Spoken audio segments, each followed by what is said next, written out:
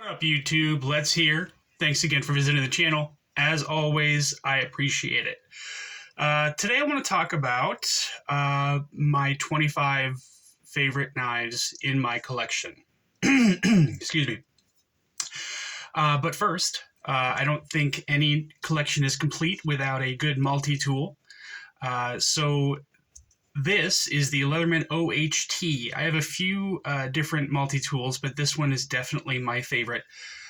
It is a tool designed to be used with only one hand, which I guess, would be helpful for somebody who has some kind of a disability or an amputation or something like that. But it's also a good tool for anybody who often finds themselves in a situation where they have to be able to grab a multi-tool and, deploy it with one hand while they're either holding onto something or holding something in place or whatever. So this tool works great for that. It's got a couple of little buttons here on the sides where if you just push the button down, and either gravity or physics, whatever, will allow the outer shell to slide down and release the pliers, which are spring-loaded. So those are nice. It's also got a set of wire cutters in here and wire strippers. It's got a wider use pliers, and it's got a needle nose pliers as well. And then you've also got a bunch of different options out here. There's a can opener and a bottle opener. There's a flathead screwdriver here. The other end has a knife and I believe this is a saw. Yeah, a saw. And then on the other side, you've got some other stuff like a strap cutter, oxygen key, small flathead screwdriver, serrated blade, and then on the other end here, you've got a smaller flathead screwdriver and you've got a Phillips head. And then also on the other side here, you've got a threaded hole where you can screw in a rod tool for cleaning a pistol or something like that. So this can be used for a ramrod, Sakar ramrod. Sorry if you don't get that reference. But yeah, this is definitely my favorite multi-tool that I own. So just a honorable mention here. So let's get started with the list. The first one on the list is going to have to be the Buck 110. I've had this knife for quite some time. I paid about $35 for it. And this is just, this is one of my favorite knives just because it's a classic clip point blade buck knife that most people in the knife community already own. It's a good sturdy knife. You can beat the hell out of it and nothing will happen to it. I mean, it's held together with brass rivets, and it's a good strong steel. The Buck 110 is probably the most recognizable knife on the planet, so that's one of the reasons that it's one of my favorite knives in my collection. You can see that it's been well loved and used quite a bit. The brass is pretty tarnished on this guy, but I've just never taken the time to sit down and clean it. But I definitely love this knife a lot. Number 2, sorry, I'm going to go backwards, so that's 25. 24 is going to be the Lightning OTF. The reason that I like this knife so much is just because it's my only OTF. I live in Pennsylvania, and for the longest time, automatic knives or switchblades or OTFs, whatever you want to call it, have been illegal in Pennsylvania. But now they've been legalized, so I'm saving up for a Microtech. Looking forward to that. It's probably going to be a while before I can afford it, though. But, I mean, these things are reliable knives. They're good knives. They're sharp. They're not the highest quality in the world. You've just got kind of pot metal here as the scales. The trigger works really, really well. The springs are good quality, and you can just open this thing in and out all day long, no problems whatsoever. I've owned 5 of these. My wife and my kids each have one, and I've only ever had the spring break on one of them. The blade on here is obviously not great. And it's painted, so this isn't a coating or anything. But this is just a cheap OTF knife that you can have just to have the fidget factor of owning an OTF without having to spend a whole bunch of money on it. But now that we can own those, now that we can carry those in my state, I'm probably going to end up getting a Microtech or something along those lines. But this is still one of my favorite knives in my collection so far until I get myself a Microtech. Number 23 is going to be the trusty dusty Rat Model 1. This is just a good overall knife. No frills, nothing fancy. You've just got, Gravity handles with stainless steel liners and a liner lock and a painted AUS-8 blade. But it's a reliable, easy to use, good quality knife. It's easy to sharpen. It's very, very snappy, and the action on it is fantastic. I love this knife a lot. It just shows that you don't have to spend a buttload of money to get a good, decent knife. So that's why I like this one so much. Number 22 is going to be the Kubik Carve. And the reason that I like this one so much is because it's one of a few knives in my collection that I consider to be just the best starter knives out there. I think this was 40 or 45 bucks. The action on it's great. It's got a good flipper tab on it, and it flies out. Disengagement is nice and easy. It falls shut without much of a problem. It's got a good, decent blade on it. It's D2, so if there's anybody out there looking for a knife, this is one of the first ones that I'll recommend to them. It's got a nice little finger choil here in case you need to choke up. Good ergonomic handle. There's nothing bad about this knife, and it's affordable and it's a good quality knife. So that's why it's one of my favorites in my collection. One of the first knives that I owned that was a good quality knife. Number 21 is going to be the Civivi Backlash, and the same thing. Good quality knife, classic knife shape. G10 handles, got a finger choil here. D2. I'm sorry, not D2 steel. This is probably 8CR. Nope, sorry, this is 9CR18 MOV. So a little bit better. But this is just a little bit more classy looking. All black, and then you've got the metallic blue liners here. Easy to take care of, easy to use, great action. It's not quite fall shut, but it doesn't take much encouragement to get it go back down into the handle. Nice and affordable. I think it was 50 or 60 bucks. You can't go wrong with this particular knife. This is another one of the ones that if somebody's looking for a good affordable knife that they can get a hold of and that'll last them for a good long time, this is one of the ones that I suggest to them. Number 20 is going to be the CJRB Krag. And one of the reasons that I like this knife so much is I think this is one of the first knives that came out with a cleaver blade that just worked. Like it works well with the handle. It's a good size cleaver blade, but it's not so big that it takes up so much room in your pocket. It's got a forward finger choil here. It's got a good ergonomic handle. It's affordable, and it's easy to use. So this is just another one of the ones that I use as an example for people to buy if they're looking for a knife. The reason I have this one as the example, I've got 4 or 5 of these, is because this one has the recoil lock on it. So it's just a little bit more interesting than the other ones that I have. The other ones that I have are just liner locks. I haven't used this one in quite a while, but it's very fidgety once you're used to using it. But I like this knife a lot for sure, even the liner lock versions. This is my favorite CJRB knife, all in all. Number 19 is going to be the Kizer Sheepdog Standard with the non-flipper blade, and it's got a nice finger hole here. Again, it's got micarta handle, good ergonomics, good cleaver blade on it, but this was made well after the Krag was.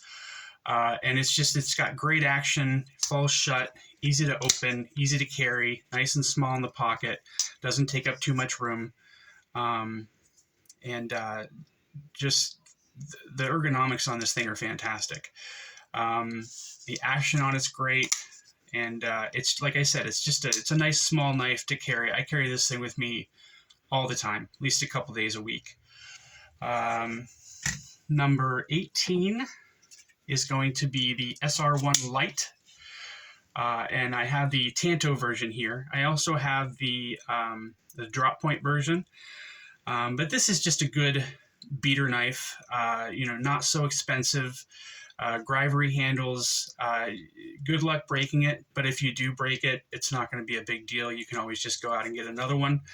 But it's just a tank of a knife. There's nothing you can't do with it. I wouldn't recommend you try to chop down a tree with it, but that's only because you're going to get way too tired before you make any progress. It's a good knife, and that's why this is one of my favorite knives in my collection for sure. The next one, if I can get this one to close, number 17 is going to be the Civivi Praxis. This definitely is probably on the top of the list for knives that I recommend to first-time buyers or to somebody who just wants to get a knife that they can afford and it's going to last them a long time. This, I believe, is probably the best all-around EDC knife that you can get for the money. I think this is only like $45. Fantastic ergonomics, good blade shape. You got a forward finger choil here that you can choke up on. You can choke back on it a little bit if you really need to. Good long, beefy blade. I wouldn't buy the Damascus version, however. When you're looking for something in this territory, if you're looking at Damascus steel, it's not going to be a great steel. If you're looking at something that's going to be high quality in Damascus, you're looking at Damacor or Damasteel or something like that. You're not looking for just proprietary Damascus. Anybody can make this anywhere. It's just pattern welded Damascus. There's nothing special about it. But this is definitely one of the best knives that I can think of. It's definitely my favorite Civivi knife for sure. And it's probably my favorite budget knife of all time. So that's why this is one of my favorite knives for sure. 16 is going to be the Spyderco Smock. There's a lot of reasons that I like this knife, but the biggest reason is definitely the blade profile. I just like the way the blade is set up. You've got a little area here that you can use as a finger choil. It's got a little bit of jimping at the top. It's got a good profile on the handle and everything, just straight lines. And just easy to use. Still a compression lock, but you can use it's used with a button that make it just really, really easy to use. And you've also got a flipper tab here that you can use to open it. I was chasing this knife for quite a while, probably over a year, because Spyderco went quite a while without making them.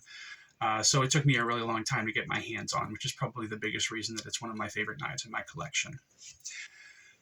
Number 15 is going to be the Artisan Proponent.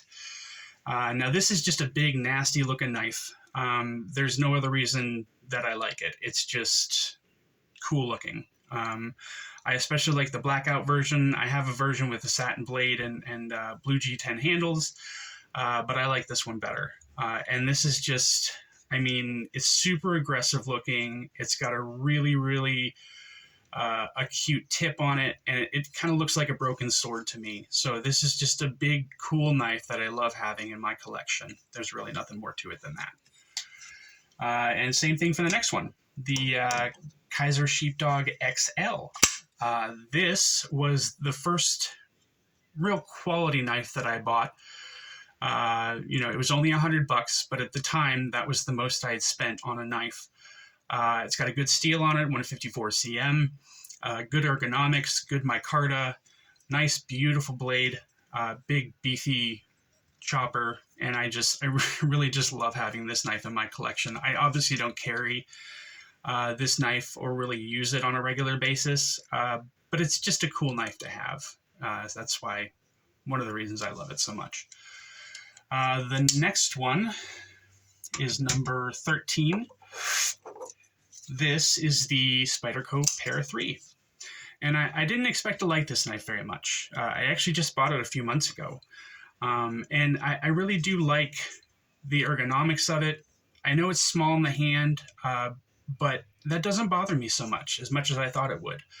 Sub 3-inch blades were not a thing for me ever. So when I got this and I got it in hand, I had already fallen in love with Spyderco's. I had already, figured out that the reason Spyderco's are so awesome is just because of how utility focused they are and how comfortable they are to use. So obviously I enjoyed having this in hand, but the only problem that I have with this knife is that I bought the Maximate version. In Pennsylvania, you can't have Maximate steel. It just doesn't work. No matter what you do, it's going to get corrosion and stuff on it. So I just have to get a version that doesn't have Maximate steel, and we will be good to go on this one for sure. But I love the action. I love how easy it is to use. I love how comfortable it is. I love the blade. Surprisingly, I figured out that you don't need a 4-inch blade for everything. So again, I really do love this knife so much, and I did not expect to at all. Number 12 is going to be the Kubey Atlas, my first titanium frame lock knife. So that's probably the biggest reason that I like it so much. It's just got sentimental value for me. It was kind of the first super duper high quality knife that I bought. It was $160, which was more than I had ever spent on a knife at that point. But it's just a cool knife. I mean, it's, all titanium, including titanium hardware, big, long cleaver looking blade. It's got a finger hole for opening it, but it's also got a flipper tab. But it's also got a fuller that you can use to open it. I didn't realize how cool this knife was when I got it. And then of course I grew into it. And the further I went along in my knife collecting journey, I grew to appreciate this knife more and more every day. It's just a great knife. It's got fantastic action, falls shut, easy to open, easy to use, goes into the pocket really, really well. And this is actually the first knife that I figured out how to use for reverse flicking. So I only threw it on the ground 2 or 3 times, but it held up pretty well to it, I think. So yeah, this one's definitely one of my favorites, faux show. Number 11 is going to be the Benchmade Super Freak.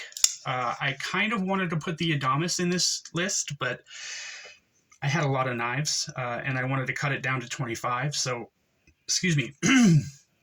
I decided to pick the Super Freak because I definitely use this guy a lot more than I use the Adamas. And the more I thought about it, I just like this knife more. It's more comfortable. It's lighter. I like the blade profile a little bit better. It's easier to deploy the blade and to put it back down into the handle.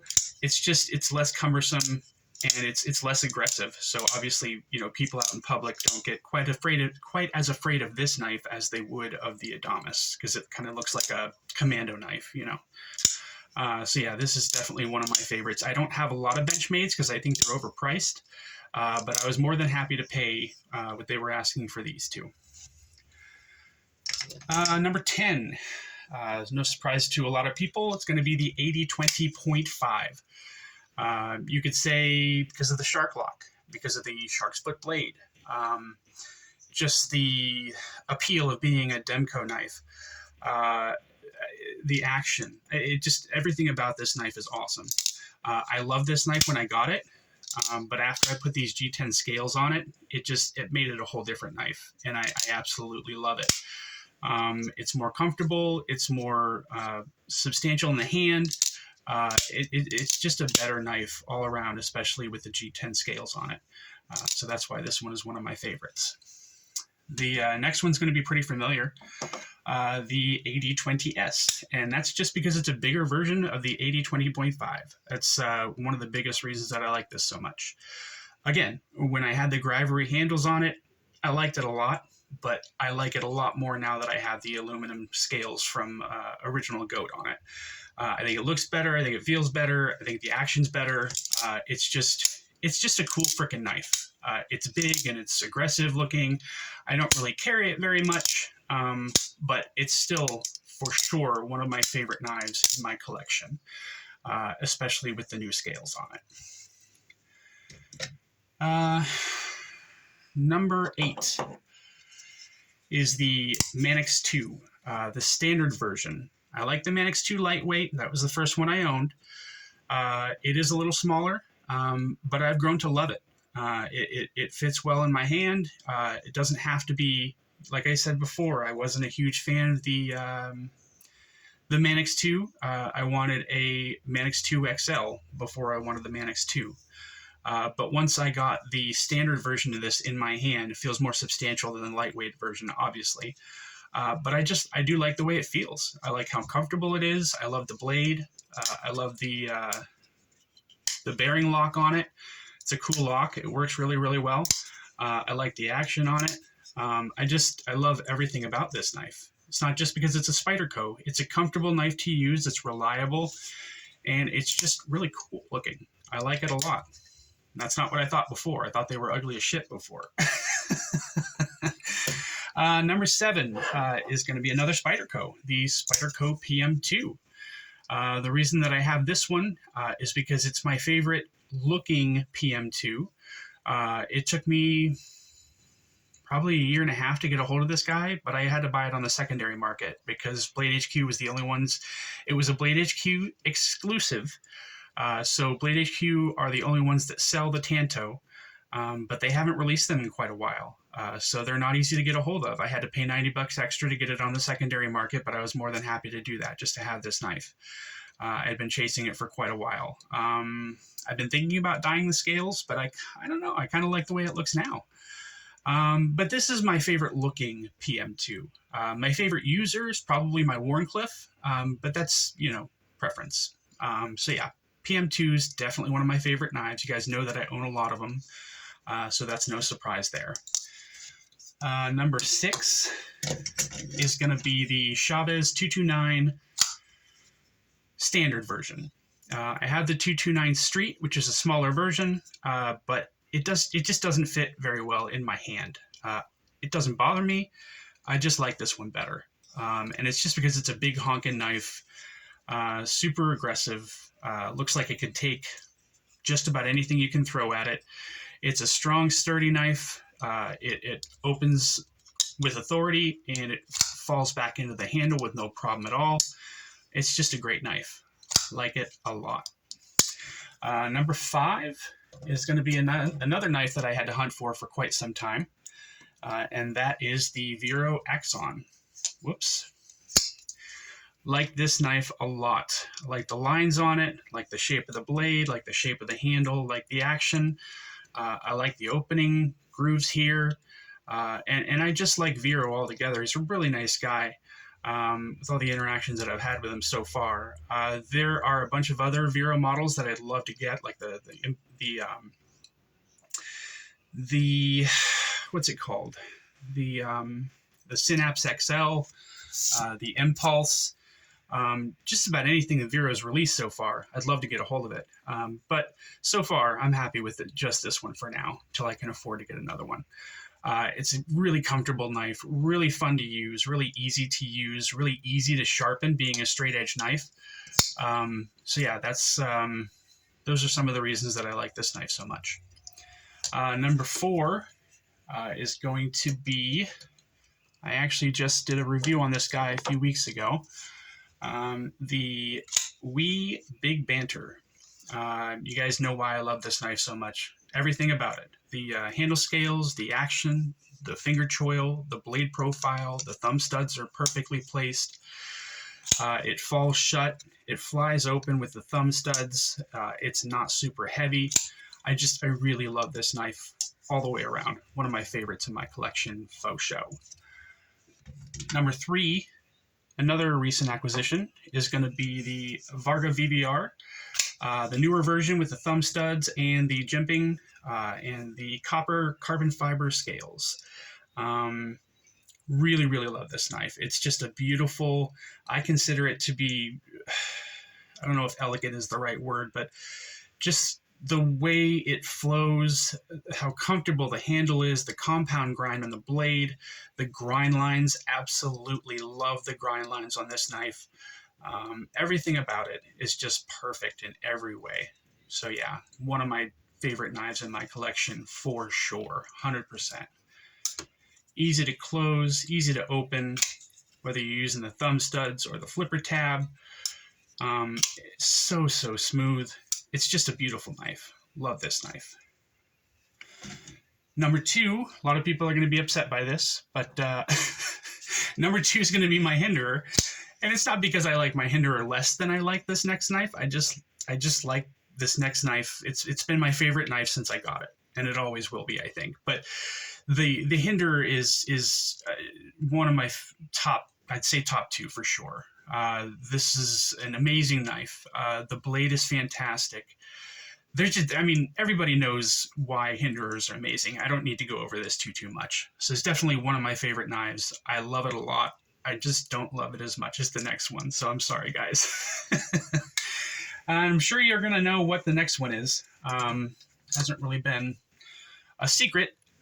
My favorite knife is my Shaman, for sure. I just did a review on this guy, so you guys should know that by now. And I shouldn't have to really explain why this is my favorite. I've been over and over it. Everything. The ergonomics, the blade profile, the ease of use, the ease of sharpening, the ease of disassembly. This is just an amazing knife. And it's probably going to be my all-time favorite till the day I die. So I think that's it for the day, for now, guys. Later I'm going to be doing another review. I'm going to be doing a simple review of the Evo Typhoons that I received from Brian Ado. So that'll be coming later on this evening, so keep an eye out for that. I hope you guys enjoyed the video. If you did, please like and subscribe. I'd really appreciate it. Again, you guys, just send me some comments of what you guys want to see on the channel. I'd really appreciate that.